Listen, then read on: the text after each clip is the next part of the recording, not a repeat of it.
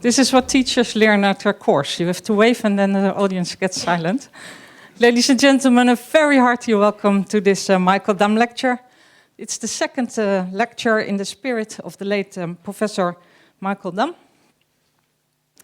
Michael is co-founder of the program on risk management for financial institutions, which is hosting you today. Your other hosts are Cardano, amongst others, represented by Professor Theo Kokke, who also co-founded the program, as well as our highly appreciated business partner, CFA Society VBA Netherlands. You see their banner. In particular, I welcome the students of the program and our alumni, as well as our ambassadors and, of course, our prospective students. Besides, I want to extend a very warm welcome to Ms. Fredi Dam and children Tijmen and Jente. We very much appreciate the attendance of the Dam family at this event. So, how to capture this spirit of Michael Dam? His thinking is, of course, way too extended to be recapitulated in a few minutes. But we cherish its main themes, such as implementing the insights from behavioral finance in doing research and business, and fully taking into account the impact of uncertainty and complexity. This is also what we will do this evening, while listening to our three distinguished speakers. Michael also expressed a healthy sense of distrust against the financial industry. From one of his columns in the VBA Journal, we learned that he was reluctant to appreciate the self-proclaimed blessings of fintech, such as blockchain, network money, and big data analysis. In fact, he admitted that he was less cautious because all of these were not invented by the financial sector, but outside of them. So we now live more than 2 years later, and we learned about the mishaps of particularly the non-financials when it comes to privacy and data protection. At the same time, banks and other financial institutions are extremely heavily regulated. So the scene is shifting, but the message of Michael Dam remains: a little distrust can save us from a lot of problems. That being said, the impact of complexity and uncertainty, as also flagged by Michael, remains. Therefore, I am very pleased to announce our keynote speaker, Professor Lex Hoogduin from Groningen University.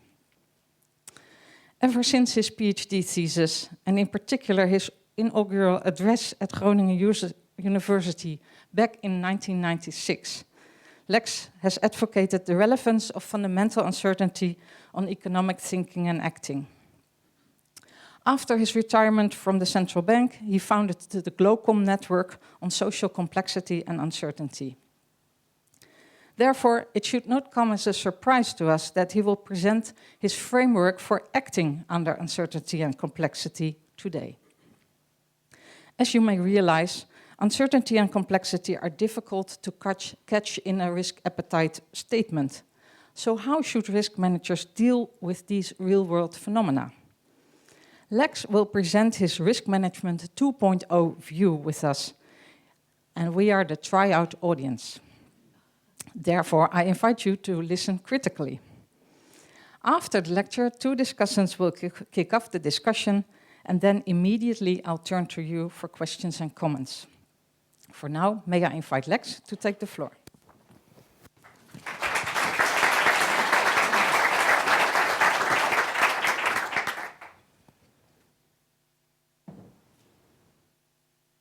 Thank you very much, Fieke.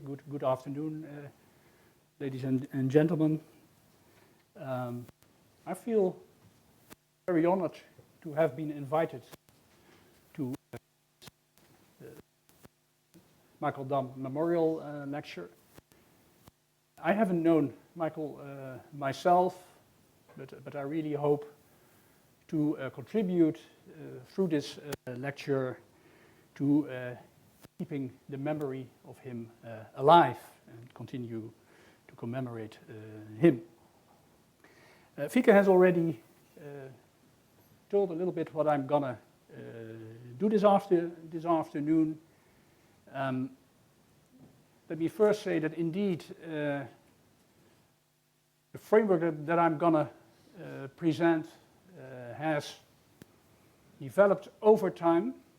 It is based on the work that I've done, the conceptual academic work that I've done since the early 80s, indeed culminating in my PhD on uncertainty. But it is also very much influenced by my more practical, if I may say, and political and policy work since 2004 or so. That's work in particular around thinking about systemic risk and how to deal with that. And more recently, the past 6 years, I've worked at LCH, the biggest swap clearinghouse of the world, initially as their chairman of the risk committees, and the past few years as chairman of the board. So that's the background of all the work that I've done in this context. I have a brief agenda for this talk. It comes in 3 parts. It's an introduction that has already started. Then there comes something that I would call FAUC, F-A-U-C, and you will see what it is later on. And then really the main body of the presentation is what I would call risk management 2.0 or 2.0. So, first of all, it is important that we are aware that complexity and uncertainty are part of the human condition. We have to live with complexity. We have to live with uncertainty, whether we like it or not. You can spend quite some time on defining complexity and defining uncertainty. I will not spend too much time on it, but I think it is useful to briefly mention what I have in mind. So uncertainty, you have to distinguish from risk. Risk is a situation where you know all the potential outcomes of a certain action or an experiment. So most simple example, if you flip a coin, it's two possibilities. It's heads or tails. One of the two will materialize. You only don't know which one. So you have an exhaustive list of all possible outcomes. That's a situation of risk. When that is not the case, then we talk about uncertainty. And in real life, and I will also not elaborate on that, but in real life, we have to do, in many cases, with uncertainty rather than risk. Complexity, I would simply define as a situation in which you have many interacting variables in a process or in a procedure or in an operation. If you want to focus on human complexity, I would define it a little bit more sharply. I would say it's a situation where you have many interacting individuals who also respond to their environment. Now, my claim this afternoon and evening is that the inherent condition of complexity and uncertainty is often not sufficiently taken into account in what I would call traditional approaches, traditional risk management approaches for this evening. I will not very strictly define what I would call the traditional approaches. I will give you some impression later on. So I loosely talk about traditional risk management, and the claim is, as said, that doesn't take sufficiently into account the human condition of complexity and uncertainty. And that is not without consequences. That's not without consequences because it leaves individuals, organizations, firms, countries vulnerable to serious disruptions, crises, black swans, events that seem to come out of the blue, and even blow-ups. And the approach that I'm going to discuss this afternoon helps us as people, as organizations, to deal effectively with complexity and uncertainty. And that approach is called TIE-FOUC. Often if I use the word TIE-FOUC, people think that they are in the wrong room, that this is a course on Asian cooking. It's not. Don't let me be involved in cooking at all, so certainly also not in TIE-FOUC. TIE stands for the theory of human action and interaction. And that's a theory, that's a conceptual theory that takes complexity and uncertainty seriously. Assumes that complexity and uncertainty is everywhere, it's part of the human condition. Then there is a hyphen in between, and that hyphen stands for the insights that you can derive from TIE.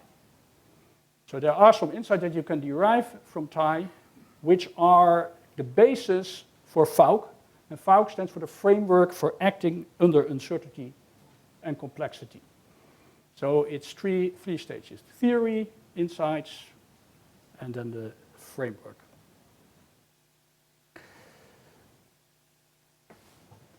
And TIE builds on two basic conditions of our existence.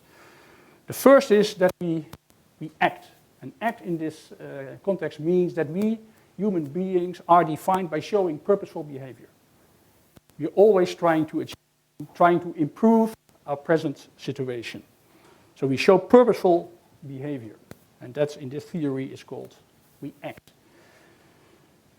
Second thing is that part of the human condition is diversity, inequality. People different in terms of their preferences, their knowledge, their information, and a couple of other things. And the third fundamental condition is our mortality.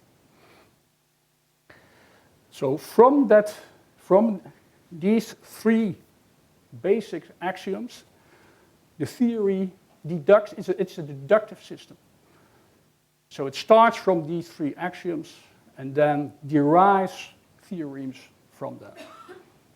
And it's a deductive system. You can see it as a kind of a language, a logic, and it's rooted.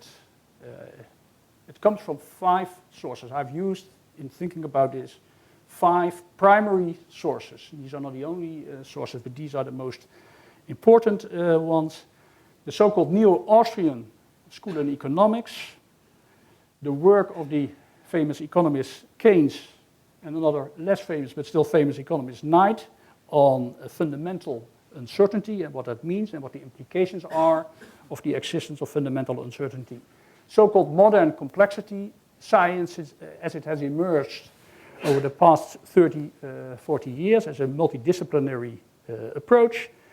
The work by Nicholas Taleb on anti-fragility and skin in the game in particular, and going back much further, Stoicism as a philosophy, which very much emphasizes rational behavior and cooperation. So that's all I want to say about TIE. If people want to know more, feel free to ask questions. I want to go now to the hyphen. I want to mention 7 what I think are key insights from TIE. And if you see them, and if you are not an economist, you may say, well, this is so logical, why bother about TIE at all? This is so logical. So let me mention them. There are always potential surprises. And surprises can be positive and negative. So it can be a positive surprise and a negative surprise. There are always potential unintended consequences. There are always potential human errors. We are not perfect. knowledge is always incomplete and highly dispersed. Action, so purposeful behavior, implies continuous change. Pantarij, I think, it's sometimes expressed. The future cannot be predicted in any great detail. And finally, it is impossible to be in full control. So these are 7 key insights derived from TIE, which again is based on the 3 axioms that I mentioned earlier. So let's now move very quickly to FAUC. So to the last part. So FAUC stands for the framework for acting under uncertainty and complexity. And what FAUC does and what the aim of FAUC is to help individuals, teams, firms, organizations, etc., to deal effectively with the insights that I mentioned earlier. So to deal effectively with the human condition, the conditions in which we happen to find ourselves in this world. And complexity and uncertainty can be derived, I haven't mentioned that before, can be derived from the 3 axioms of human action, human diversity, and mortality. You can derive via logical reasoning that then the future is uncertain, that people have to act under uncertainty, and that society is complex, and that many problems can be complex. And complex problems are problems where you have many interacting variables, a lot of interacting causality. So what then does FAUC? That continues, let's say, by deriving logically capacities or strength and their interrelation from the insights, the 7 insights, and there may be more, but the 7 insights that I just mentioned that can be derived from time. So 7 is a holy number, so I define also 7 such capacities so far. And let me mention them a bit, and let's discuss them in some detail. So the first capacity is the entrepreneurial capacity. And that capacity in this framework is defined as the capacity to act, so the capacity to show purposeful behavior, or to continuously trying to improve your situation through following a permanent, continuous feedback process of think, do, assess, and adapt. Think, do, adapt, and assess. And then a continuous process through time. So a circular feedback process through time. The second capacity is knowledge. In acting, in trying to improve our situation, we use resources, we use means to achieve our ends. But without knowledge, you don't know what the relation is between certain means and what you want to achieve. So knowledge is an essential capacity for action, and can be defined very generally as the set of means-ends relations or causal relations that a certain individual can perceive and can act upon. So can use in his or her actions. And knowledge itself has a number of different subcomponents. So let me mention a couple of them. So first of all, you have what I would call theoretical, academic knowledge, which you can acquire by reading textbooks or listening to lectures or watching videos, theoretical knowledge. Second is what can be called specific knowledge of time and place. So specific knowledge of something that is only relevant in a certain time or a certain place. For instance, a very simple example. If I want to take a copy here in this building, it would help me if I know where I can find a copy machine. So if I know that, I can be more effective than if I don't know it. And it happens to be that in an economy, and the market economy in particular, the knowledge of time and the specific knowledge of time and place is very crucial. So that's a second, it's kind of a practical knowledge. Then a third category, and then I stop. There are more, but a third one I think is worth mentioning as well is wisdom. And wisdom in this framework is defined as understanding the human condition. So being able to understand what the human condition is, the complexity and uncertainty of the world, the different capacities that are important in that world, and to be able to use that insight, that understanding for your own actions.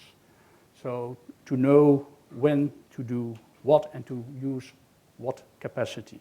That's an important part of our knowledge. So the third one is alertness. And alertness is the capacity to detect surprises. So I mentioned earlier that you can derive logically that in the world in which we live, there's always potential surprise. So very logically, we benefit from being able to detect surprises. And again, these can be positive and negative surprises. Then we have resiliency. And resiliency has two high-level dimensions. It's the capacity to prevent negative surprises, the first component. And the second component is, and to recover from such surprises, so from negative surprises, and remain viable. So to survive negative surprises and to have continuity after negative surprises. Adaptivity. In this framework, that's a separate category. Sometimes you see resiliency and adaptivity in one basket, as it were. Here we have separated them, and that's simply the capacity to respond to surprises. Can again be positive and negative. Then we have anti-fragility. That is, the term itself comes from Taleb. The precise definition here is fine-tuned to this framework, and it says the capacity to benefit from negative surprises. If you want to express that in Dutch, I don't have the corresponding English saying. What we are meaning by anti-fragility is van de nood een deugd maken. Or as our famous soccer player Johan Cruyff said, ieder nadeel heeft zijn voordeel. So being able to something that's negative for you initially, to turn it around into something positive. That capacity is what we mean by anti-fragility. So then creativity, finally, in this list, that's the capacity to generate surprises for oneself. If you discover something new, you're surprised, you've discovered something, but also for others. So that's creativity. So these are 7 capacities that play a role in this framework. And the framework itself is an integral a holistic approach to acting effectively. So that, in other words, you could say it's an integral approach to leadership, management, action. So it's not that you take out one element, creativity, and say, well, you're now focusing on innovation or something like that. It's an integral approach. So that's very broadly the FAUC framework as it stands. So now to risk management 2.0, because how does risk management 2.0 fits into this framework?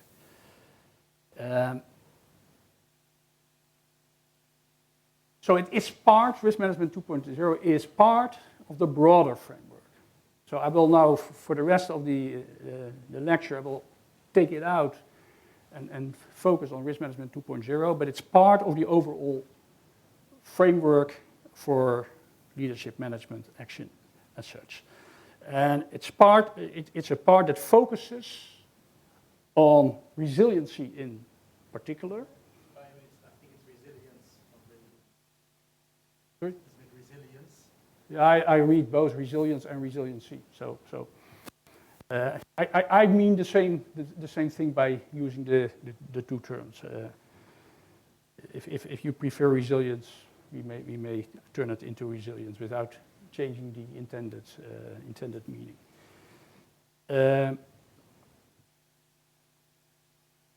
So it focuses on, let me use the language of the slide, it focuses on the resiliency in particular, and also on alertness, but then alertness to negative surprises. And adaptation is a response to adaptation to negative surprises. So there's also a part that focuses on being alert to positive surprises and how to deal with that. That's not part of risk management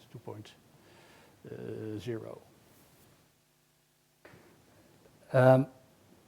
So in particular, if we focus a little bit more on risk management, more in particular on operational risk and security or safety. And I've mentioned here a long list. You can expand that endlessly. I've mentioned here cybersecurity, national security, patient security, safety in healthcare, business continuity, service availability, compliance risk, fraud risk, legal risk, change resiliency, climate resiliency, etc., etc., etc. And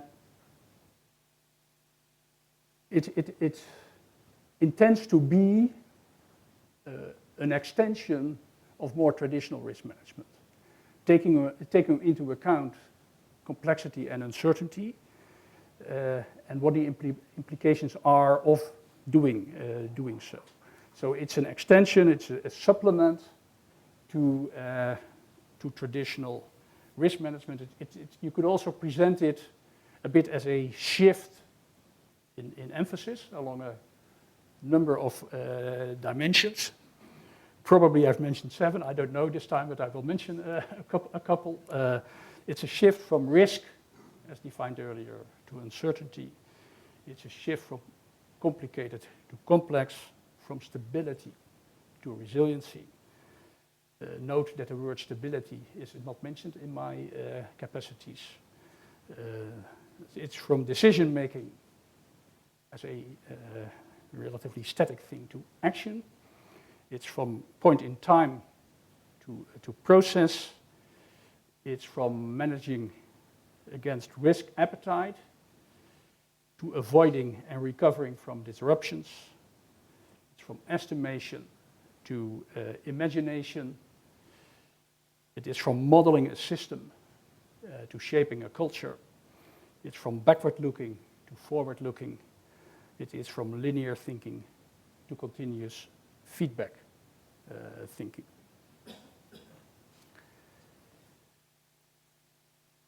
So what do we intend with risk management 2.0? What's the objective of risk management 2.0? Why do we do it?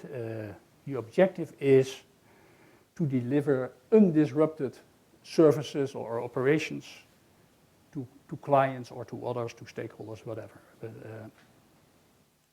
undisruptive delivery of your services. So note that the focus is on the business that you're doing, and not on your IT systems or technology. And for those of you who know a little bit more about cybersecurity, a relatively young part of risk management, you will see that in many cases there's still a lot of focus on the IT system. It's a topic that is dealt with by IT people, not by risk people. And it's focused on, let's say, making the IT systems work rather than on delivering the service that is basically the purpose of the whole IT system.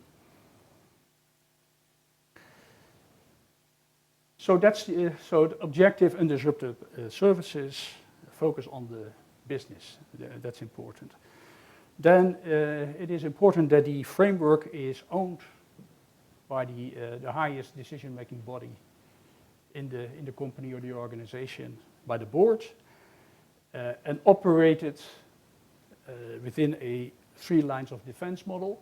That itself, the last thing is in the financial sector, has become more or less common, so that's not really distinguishing risk management 2.0, although there are still areas where there is not a 3 lines of defense model. Again, I refer to cybersecurity, where there is an interesting discussion going on between animals that are called CISOs, Chief Investment Security Officers, and risk managers. There's a school of thought that says that cyber security is a very special risk that has to be dealt with by very special people, the so-called CISOs, and that requires a different approach from a, let's say, normal risk management approach, where risks are managed within a 3 lines of defense model, where you have in the 2nd line of defense you have risk management, 3rd line audit. In this framework, it is essential that you have a 3 lines of defense model. So cybersecurity in this framework is managed in a 3 lines of defense model, like all the other operational areas. So then, different from traditional risk management 1.0, here we do not work with a risk appetite statement or a risk tolerance definition. So how is it still, will you elaborate on that later? How is it still used, can it be used in the finance sector? So shall we leave the questions for later? Is that better? You're going to address this yourself. Otherwise, you'll ask it later on in the Q&A. Please ask later on in the Q&A, otherwise perhaps we start a discussion which can only fruitfully be ended. Yeah, so ask the question later on, and perhaps it will be answered partially, because it's a very crucial point, so it deserves further elaboration. I'm happy to do so. So there's no risk tolerance definition in the traditional sense as well.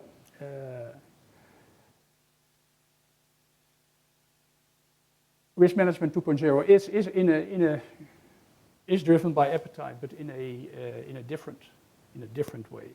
The appetite is rather reflected in the intensity of the application of this framework, as measured in the time that you spend on it, the resources that you spend on it, the frequency with which you do certain elements of it, and the scope of its application. And your appetite for being resilient is reflected in how much time and resources you spend on the framework. So I mentioned that the objective is to focus on the business and the services that you deliver.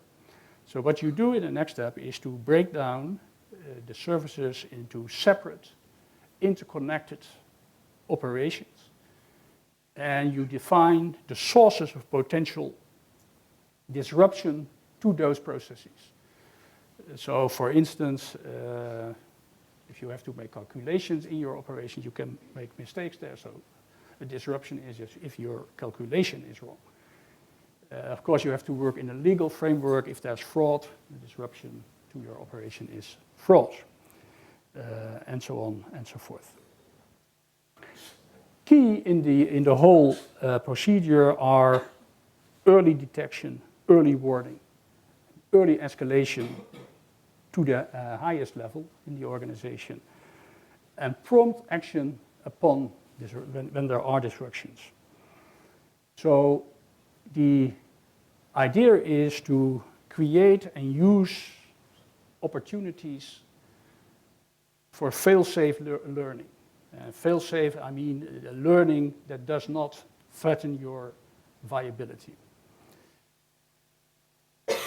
In terms of measurement, resilience C, or resilience, alertness, and adaptive capacity can be partly measured quantitatively, partly on an ordinal scale, and partly not at all. So risk management 2.0, I already mentioned it, is multidimensional.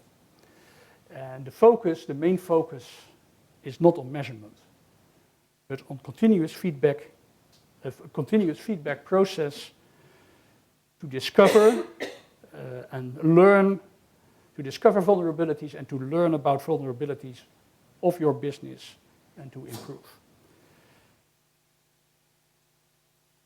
It requires a so-called just culture. And if you want to define as concisely as possible what a just culture is, that is a culture in which you combine, on the one hand, incentives for exploring, detecting, learning and adapting, with, on the other hand, accountability. And it has to include purpose and ethics. And it's in a just culture, it's imperative that people have personal responsibility through having so-called skin in the game. How do you implement a just culture? What are your instruments? It's your remuneration policies, your recruitment policies, personal development policies, and your communication policies. And last but not least, perhaps first, by example from the top. Show me, don't tell. So I mentioned we have a continuous feedback process that has been distinguished in 4 phases. And the 4 phases are build security, be alert, be robust, and learn. And each of these 4 phases has 2 steps, as it were. So in build security, you have identify and anticipate potential disruptions. And then secondly, avoid, protect, and mitigate against such potential disruptions. For being alert, we have monitoring, the first step, and the second step, detecting negative surprises, errors, disruptions. By being robust, we have respond and recover, and learn, we have review, and then feedback into the earlier stages and other operations. Putting a little bit more flesh on the bones, I would like to now go through these 4 phases. Be a little bit more precise on what you can do in these phases without being wanting to be exhaustive, but to give it a little bit more content. So, under building of security, define or redefine and build so-called key disruption controls. So things that you do to avoid disruptions, and to define these and to redefine these, you can use stress tests, reverse stress tests, scenario analysis. You can base them partly on regulatory requirements, audit reports, external information, and so-called serious disruption reports, SDRs, to which I will come back later. So that's the first thing. The second thing is that you can conduct regular disruption control self-assessments and redefine your key disruption controls on the basis of those self-assessments. Then, if you make changes, what you can do is that before you make a change to your operations, you conduct a so-called disruption control assessment. And again, you, on that basis, define or redefine, enhance and new controls. Then I think it's very important that you, in building security, you do a lot of exercise and practice. It can take many forms: war games, fire drills, simulations, etc. Next point is you can introduce buffers, redundancies, and you can organize yourself in a modular way, so that you have firewalls between parts of your services, so that things don't spill over. And then in this list, last but not least, it's crucial that you shape a just culture through the recruitment, remuneration, personal development policy, awareness and trust building, emphasizing personal responsibility, ethics from top to bottom, as I already mentioned, and fostering open and honest communication. Be alert. There's a lot of software around nowadays for monitoring, so you have to think about your monitoring tools. I think scenarios can play an important role in defining what kind of monitoring variables you use, because in your scenarios you usually define what you think are the most important uncertainties in the situation, so it makes sense to focus your monitoring along those lines. So in defining your monitoring, you can use your scenarios, you can use artificial intelligence and big data. It's really multidisciplinary because it's, you can also use more qualitative narrative techniques, asking people in all parts of the organizations to tell about their experience and use that experience to make sense of it. That's very powerful in early detection of things that are starting to go wrong. It takes far much longer until you see such things into official statistics. People on the ground, in most cases, are already aware that something is going wrong before you see it in data. And there are techniques to be able to use very decentralized knowledge from all people in your organization with very different perspectives, to make sense of that and to act on it. And it's not only important in being alert, but it's also something that you can use for improving your resilience. For instance, just to give an example, if you have had a real high incident or a crisis, collect stories of the people who were involved in the crisis, and then have an exercise. Again, the techniques I will not go into, but then have an exercise to make sense of those experiences and ensure that they are kept in the organization, so that people who were not in the crisis, in the incident, when a new crisis occurs, hopefully never, it can happen again, but they can still build on what has been discovered in the process when there was such a crisis, and you then derive a list of do's and don'ts, and you insert that in what you can call a kind of library of wisdom around do's and don'ts in managing your operations.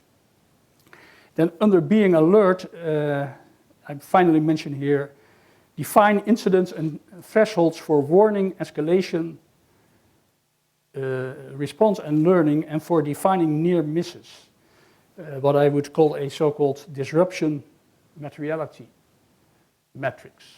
And this is a very key element of the whole framework, because this should ensure that you use all the opportunities that you have in your operations to learn from things that are not normal.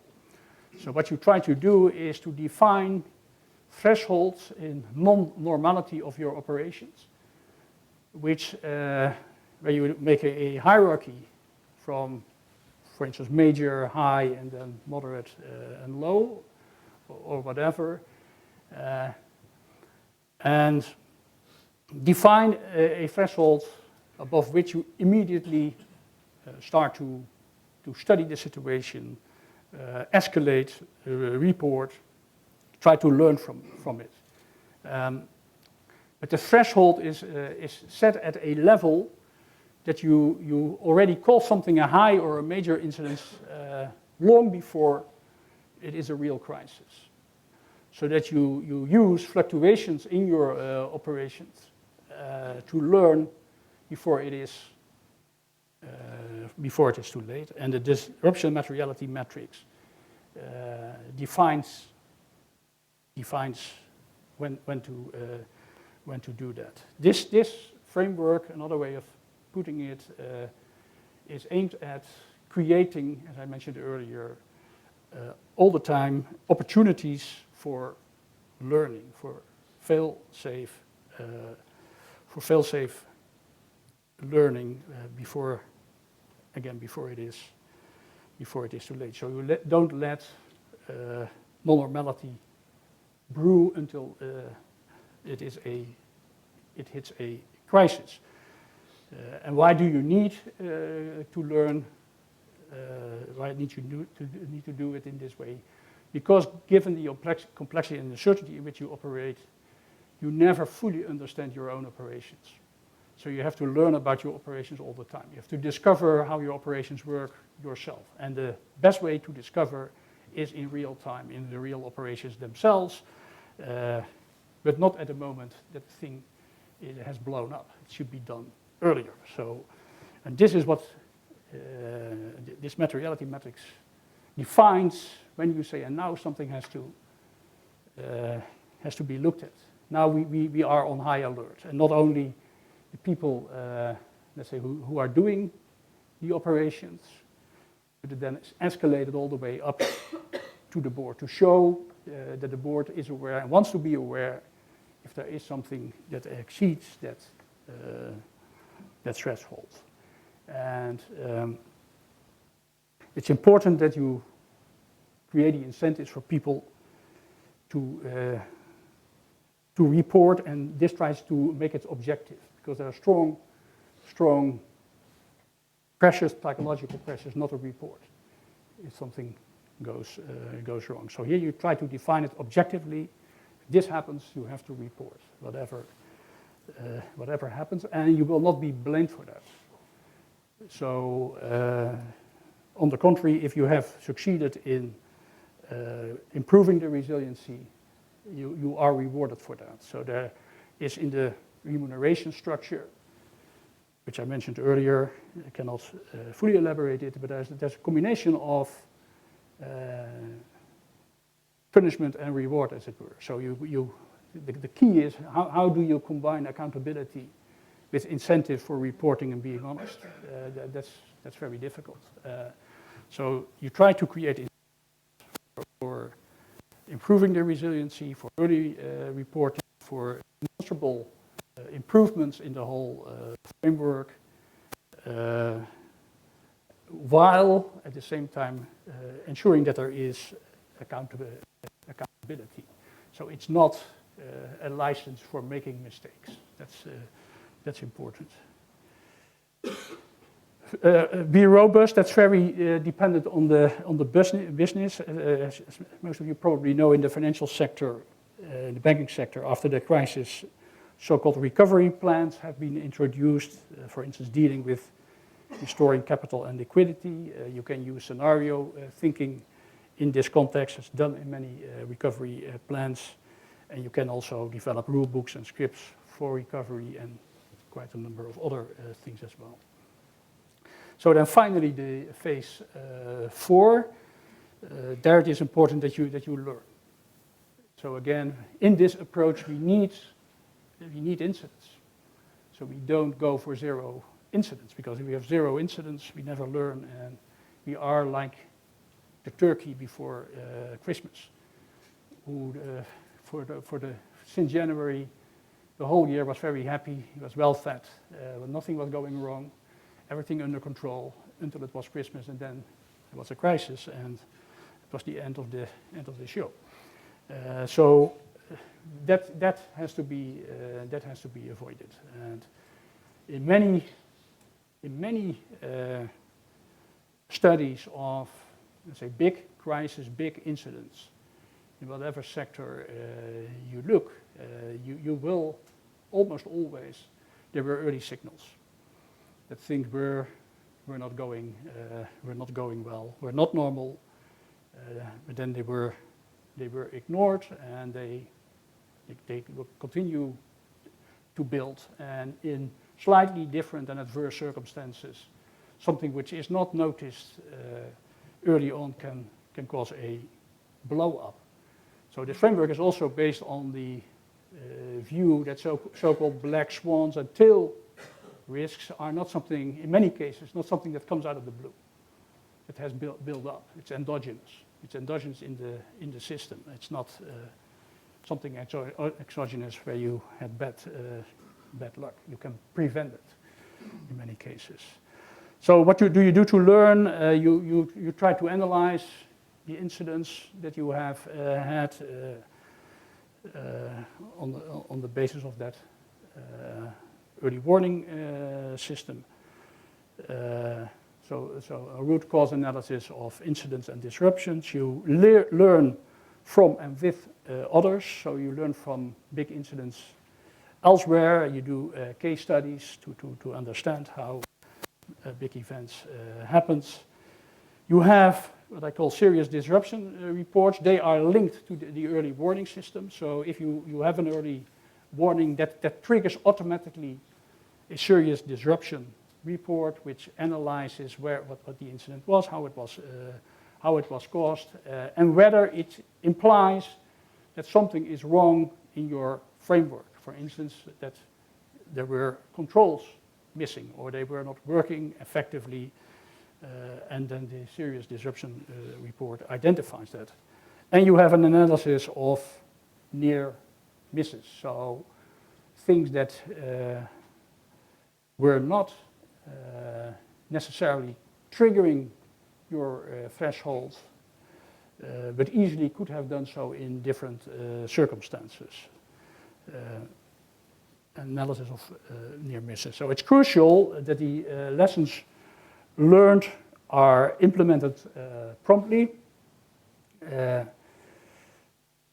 so that you don't stop with having a report with recommendations. No, the recommendations have to be implemented by, again, something that you can define, by 6 months or so at the latest, and then are reflected in, for instance, new, enhanced, and or sometimes it's helpful to remove controls.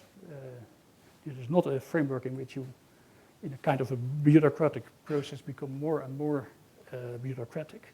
Sometimes it's better to remove controls, redesigned operations, processes, and procedures, or in improved and or extended security building, alertness, robustness, or learning capacity. So it's also learning about the cycle and the procedures itself. I come to a conclusion. It can be illustrated by examples, cases that this framework or elements of this framework are effective. If you look around and you study different sectors and or in different countries, you see that elements of this framework and this philosophy, you could say, are applied to a different extent. Most advanced is probably aviation, where this is done very precisely. In many other sectors, and you can mention almost any sector, building, construction, healthcare, road travel, very important, the political process. There seems to be ample room for improvement. Political process is very bad at this. There's almost no learning capacity. There's more blaming than learning. It's inherent in the system, so not very resilient.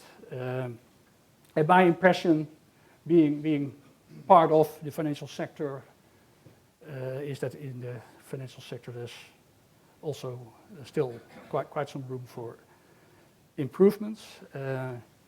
Many incidents, disasters, and crises can be avoided, and historically could have been avoided. But it is important to realize that given the human condition, it's not in our power to avoid them altogether. But I would say we owe it to the victims of any real disaster, any real crisis, to use failure as the opportunity to learn, and that is what this framework is all about. So thank you very much for your attention.